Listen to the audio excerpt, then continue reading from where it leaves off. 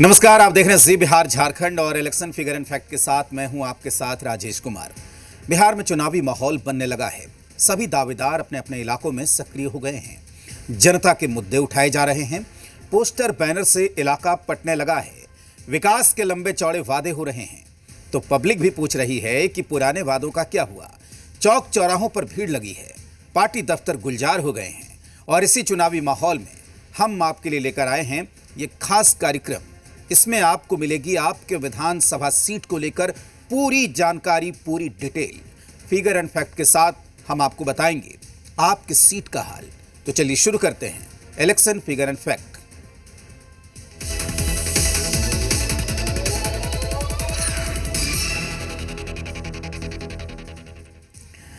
तो आज जिस सीट की हम बात करेंगे उस सीट का नाम है बांकीपुर। आपको बता दें कि यह पटना की सीट है और इस सीट को लेकर सारी अपडेट, तमाम जानकारी हम आज के कार्यक्रम में आपको देंगे। तो बांकीपुर विधानसभा सीट, विधानसभा नंबर है 182। आपको बता दें कि यह हॉट सीट मानी जाती है और इस पर सबकी नजर टिकी रहती है। विधानसभा नंबर है 182 और जिला है पटना। लोकसभा क्षेत्र की अगर बात करें तो बांकीपुर सीट पटना साहिब लोकसभा सीट के अंदर आती है और ये चूंकि पटना शहर की सीट है और ये माना जाता है कि इस सीट पर सबकी निगाहें टिकी रहती है। तो बांकीपुर के तमाम आंकड़ों पर आज बात होगी।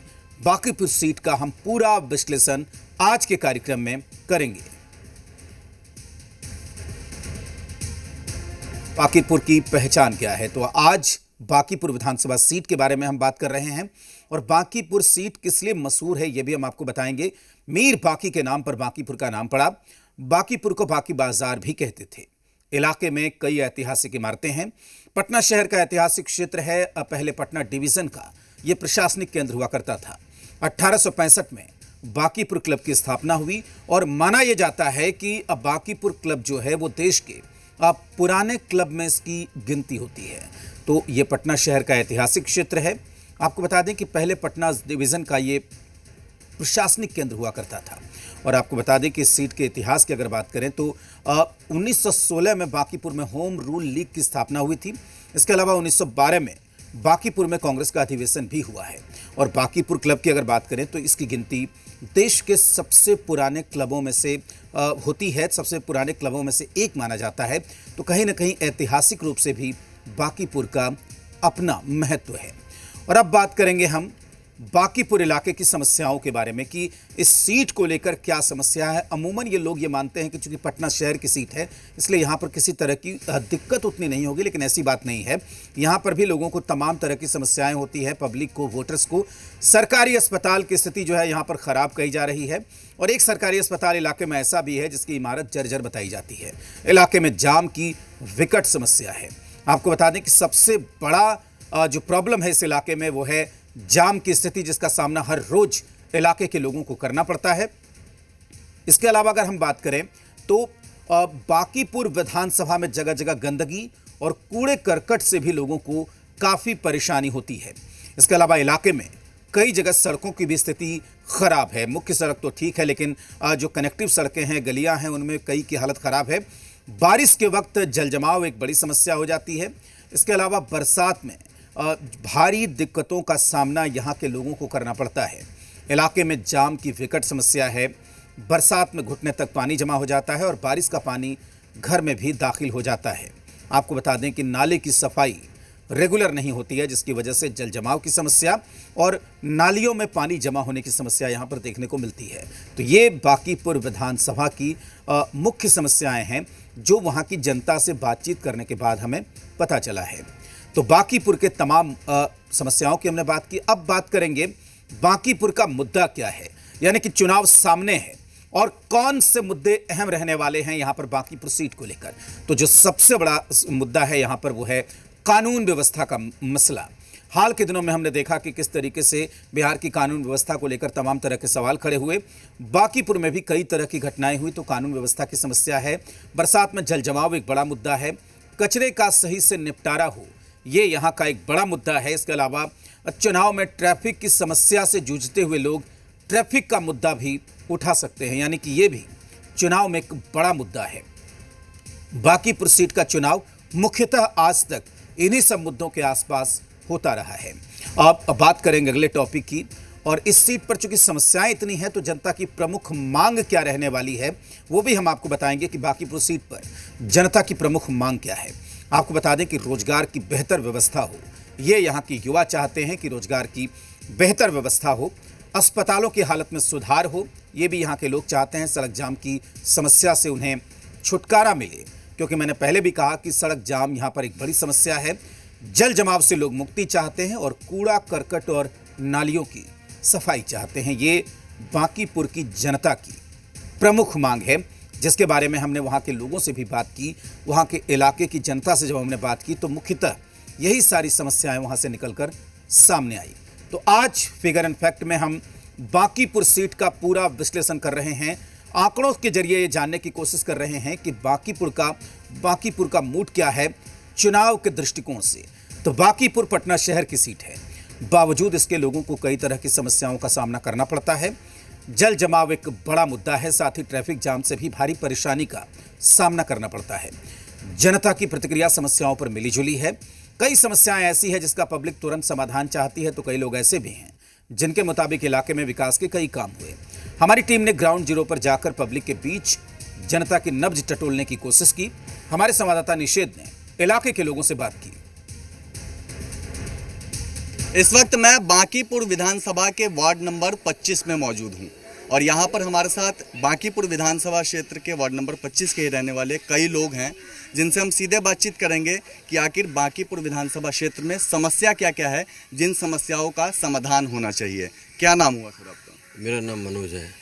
यहाँ पर कब से रह रहे हैं? यहाँ मैं 7 साल से रह रहा हूँ। 7 साल से। तो वोट आप बांकीपुर विधानसभा में देते हैं? हाँ। क्या क्या इस क्षेत्र में समस्या है जिसका समाधान होना चाहिए जो अब तक नहीं हुआ है? सबसे पहले यहाँ की सड़क, जो कि बहुत अभी आप देख रहे होंगे कितनी ख़राब है। 3 महीने पहले बनी है और 3 महीने में ये पूरा रोड ख़राब हो गया। मतलब क्या लगाया नहीं लगाया, कैसा सीमेंट था, सारा का सारा बरसात में बह गया। उसके बाद यहाँ पानी की समस्या है, बहुत यहाँ पानी भर जाता है। नाली में प्रॉब्लम है, नाली में हमेशा जाम लगा रहता है और ये सबसे निचला एरिया पड़ता है यहाँ पर इस कॉलोनी में, जहाँ पे ध्यान नहीं रहता कि नहीं ये चीज़ें होनी चाहिए, रोड बननी चाहिए या नाली जो है वो कारगर रहे। ये सब चीज़ें हैं, जल जमाव है, यहाँ के लोगों को इससे बड़ी प्रॉब्लम है। क्या समस्या है? समस्या वही हमारे भाई साहब ने जो कहा रोड के मामले में, कि रोड 3 महीना पहले ही बना था। वो रोड बिल्कुल जो बना था उससे ज़्यादा ही खराब हो गया। उससे जो बना था उससे पहले मेरी रोड अच्छा थी। अब उस रोड में ये लोग क्या मटेरियल लगाया कि 3 महीना में रोड समाप्त हो गया। जो उन्होंने जो रोड बनाया, रोड बनाने के पहले हमारी नाली को उड़ाई होना चाहिए, लेकिन उन्होंने क्या किया कि सिर्फ रोड बनाए और नाली को ढक दिया, नाली को कोई उड़ाई नहीं किया। जिससे आज थोड़ा सा भी बारिश होती है तो घर में पानी हो जाता है, रोड पर पानी हो जाता है और नाली ओवरफ्लो हो जाता है। जिसके चलते वो पानी जब होती है तो जनता जो है से हमारी करीब हफ्तों दिन पानी में है। क्या नाम हुआ आपका? संतोष कुमार। वोट देते हैं? हाँ, देते हैं। समस्या आपके विधानसभा में क्या है? क्या लगता है जो इस समस्या का समाधान होना चाहिए, जो हुआ नहीं है काफी लंबे समय से? यहाँ पानी जमा रहता है हमेशा।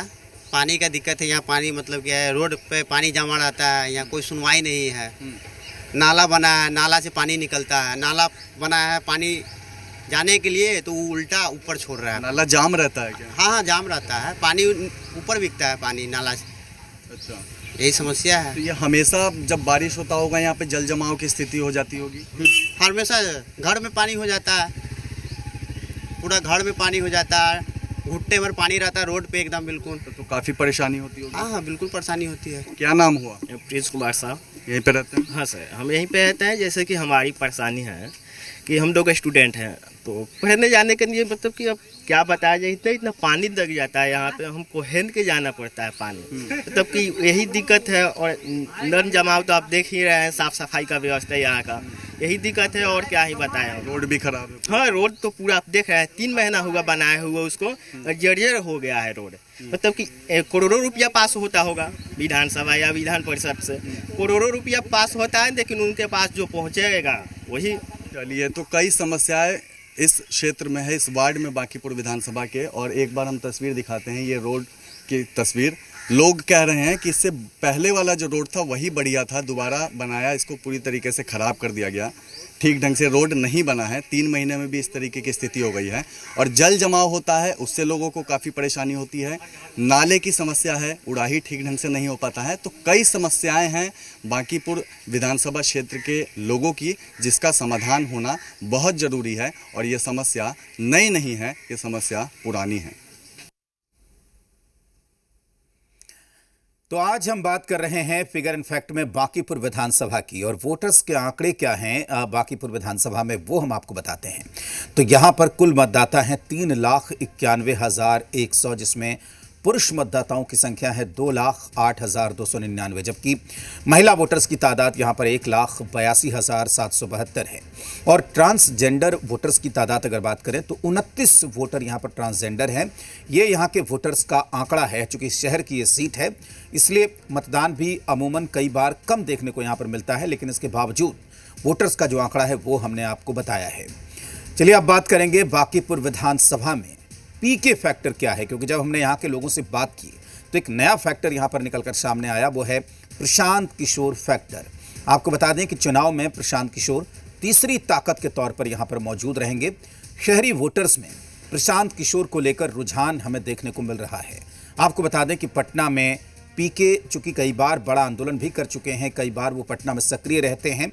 बीपीएससी अभ्यर्थियों को लेकर भी उन्होंने एक आंदोलन किया था और पटना के गांधी मैदान में भी वो सभा कर चुके हैं प्रशांत किशोर। तो इसके लिहाज से जब हमने यहाँ के लोगों से बात की तो हमने देखा कि प्रशांत किशोर का भी फैक्टर बांकीपुर विधानसभा में आने वाले समय में देखने को मिल सकता है। तो चलिए अब आपको सीधे जनता की जुबानी सुनाते हैं कि उनकी समस्याएं क्या हैं और उनके सामने मुद्दे क्या हैं। साथ ही हम आपको ये बताते हैं कि प्रशांत किशोर के फैक्टर को लेकर बांकीपुर की पब्लिक क्या सोचती है। प्रशांत किशोर जैसे बातें कह रहे हैं शिक्षा को लेकर के, रोजगार को लेकर के, तो उन बातों से कितना सहमत हैं, उन क्या लग रहा है? देखिए, बात करने की बात नहीं है, काम होना चाहिए। अब बात है कि इलेक्शन के बाद वो जितना बोल रहे उतना काम कर दें, सीधी सी बात है। और यही वादे और यही बातें तो सारे नेता करते हैं, लेकिन हम लोग नाम किसका लेते हैं? जो काम कर देते हैं। तो बस वही बात है कि अगर वो आते हैं तो वो काम करके दिखा दे तो हम लोग उनका भी नाम लेंगे, वो बात है। प्रशांत किशोर की भी चर्चा काफ़ी ज़्यादा है। पीके फैक्टर इस इलेक्शन में कितना असरदार होगा, आपको क्या लगता है? सुरवाएंगे हम लोग के समाज में, इधर आएंगे तो अच्छा है, वो भी खराब नहीं है, बहुत अच्छे हैं, उनको भी वोट देंगे। प्रशांत किशोर कैसे नेता लगते हैं? बढ़िया नेता है। जो दावा और वादा वो कर रहे हैं जनता से, हाँ। क्या लगता है उससे? बहुत अच्छे है, उनका भी भाषण जो देते हैं बहुत अच्छा है, समाज के बारे में बताते हैं, बहुत अच्छे है। उम्मीद है हाँ, उम्मीद है। नया चेहरा है, बहुत अच्छे हैं, नया चेहरा है, एक बार उनको भी मौका देना जरूरी है। लेकिन कहा यह जाता है कि नेता चुनाव से पहले तो वादे करते हैं, उसके बाद तो सब भूल जाते हैं। वो तो सभी करते हैं, लेकिन नया चेहरा एक बार मौका देना चाहिए। अच्छा, नया चेहरा लग रहा है, इसलिए हाँ, मौका देना चाहिए। अच्छा भाषण भी, गरीबों को आवाज़ उठाते हैं, अच्छा है। क्या क्या लगता है कि प्रशांत किशोर को अगर जिता देंगे तो काम आपको करवाना है उनसे, करवाइएगा? वो है से देखिए, नीचे स्तर से जुड़े हुए हैं, हर गरीब को दर्द समझते हैं, इससे ज़्यादा क्या बोले हम।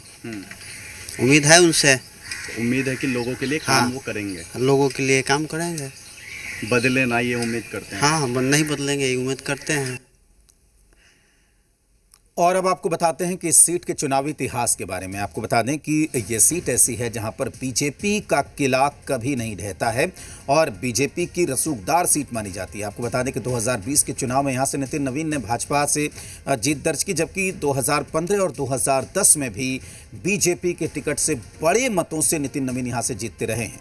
पहली बार उन्होंने इस सीट से 2006 में उपचुनाव हुआ था नितिन नवीन ने, तब भी ये सीट अपने यहाँ से जीती थी। इससे पहले जब पटना पश्चिमी सीट हुआ करती थी तब उनके पिताजी नवीन किशोर सिन्हा यहाँ से विधायक होते थे। तो बीजेपी का मजबूत किला कहा जाता है चुनावी इतिहास में अगर बांकीपुर की बात करें। तो आपको बताते हैं कि 2020 चुनाव का नतीजा बांकीपुर सीट पर कितने मतों के अंतर से रहा था और 2020 के चुनाव में किस तरीके से और रुझान यहाँ पर देखने को मिला था। तो नितिन नवीन भारतीय जनता पार्टी के टिकट से चुनावी मैदान में थे। इनको कुल वोट मिले थे 83,068, जबकि इन्होंने कांग्रेस के लव सिन्हा को 39,036 वोटों से हराया था। लव सिन्हा को कुल वोट मिले थे 44,032, यानी अब कह सकते हैं कि एक बड़े अंतर से नितिन नवीन ने लव सिन्हा को बांकीपुर सीट से चुनाव हराया था। अब आपको बताते हैं कि लोकसभा चुनाव जो भी हाल में हुए हैं 2024 के, उसमें किस तरीके का नतीजा इस सीट पर देखने को मिला। आपको बता दें कि रविशंकर प्रसाद जो भारतीय जनता पार्टी के उम्मीदवार थे पटना साहिब से, बांकीपुर विधानसभा में रविशंकर प्रसाद को 98,332 वोट मिले, जो कुल पड़े वोटों का करीब 64.1% वोट हुआ करता था। जबकि अंशुल अभिजीत जो कांग्रेस के प्रत्याशी थे, बांकीपुर विधानसभा में उनको 50,537 वोट मिले, यानी कि कुल वोटों का 32.95% मतदाताओं ने यहां पर अंशुल अभिजीत के पक्ष में वोट दिया। तो जो 2024 के भी जो लोकसभा चुनाव में बांकीपुर विधानसभा सीट में बीजेपी की बढ़त बरकरार रही। आगे बढ़ते हैं और बांकीपुर को लेकर तमाम विश्लेषण हमने आपको दिखाए, तमाम आंकड़े हमने आपको दिखाए। बांकीपुर विधानसभा सीट बीजेपी और आरएसएस का गढ़ माना जाता है और यही वजह है कि जब से बांकीपुर सीट का गठन हुआ, उससे पहले जब पटना पश्चिमी सीट हुआ करती थी, तब से यहां पर बीजेपी का दबदबा है। यहां जीत हार का अंतर भी इतना ज्यादा रहता है कि उसकी भरपाई आसानी से संभव नहीं दिखती। पिछले 4 चुनाव से यहां से बिहार सरकार के मंत्री नितिन नवीन चुनाव जीत रहे हैं, तो उससे पहले उनके पिताजी नवीन किशोर सिन्हा इस सीट से विधायक होते थे। बांकीपुर विधानसभा में रहने वाले वरिष्ठ पत्रकार संजय सिन्हा से हमारे संवाददाता निषेध ने बात की। उन्होंने चुनावी मुद्दे, कानून व्यवस्था, जल जमाव और दूसरे समस्याओं पर खुलकर बात की। इस वक्त मेरे साथ बातचीत करने के लिए वरिष्ठ पत्रकार संजय सिन्हा जी हैं। बांकीपुर विधानसभा क्षेत्र में ही रहते हैं, यहीं के रहने वाले हैं और सीधे हम इनसे बातचीत करेंगे बांकीपुर विधानसभा क्षेत्र के बारे में। सर, इस बार बांकीपुर विधानसभा क्षेत्र में क्या चुनावी मुद्दे रहने वाले हैं, जो लोगों के मुद्दे होंगे, जिन पर बातें होंगी? देखिए, वैसे पूरे बिहार में मुद्दा तो है कि ये एनडीए है, वो उस समय का पुराना जंगल राज की बात कर रहे हैं। आरजेडी कांग्रेस के जो समय का जो जंगल राज है, उसकी वापसी न हो, उसका वो प्रचार कर रहे हैं, मतलब कानून व्यवस्था। और उसके साथ वो वोटर रिवीजन का वो बात कर रहे हैं। तो मुद्दे तो पुराने ही हैं, मगर उसके साथ एक नए आयाम के साथ आए हैं। ये बांकीपुर विधानसभा क्षेत्र है, ये कायस्थ बाहुल्य क्षेत्र है। यहाँ से मंत्री नितिन नवीन ने विधायक है मौजूदा, उसके पहले उनके पिताजी भी यहाँ से विधायक थे। तो ये देखा गया है कि यहाँ पर जो कायस्थ का और बीजेपी का कायस्थ है, वैसे अलग अलग पार्टी भी कभी कोशिश की कि भाई कोई कायस्थ को, मगर बीजेपी का कायस्थ उसका ये गढ़ है। वो बांकीपुर विधानसभा क्षेत्र मैं समझता बहुत मजबूत किला है उसका। समस्याएं क्या क्या इस क्षेत्र में रहने वाले हैं चुनाव के? समस्या तो कानून व्यवस्था, जितने बड़े बड़े घटना हुए, चाहे खेमका का मर्डर हुआ, चाहे ये हुआ, सब इसी विधानसभा क्षेत्र में है।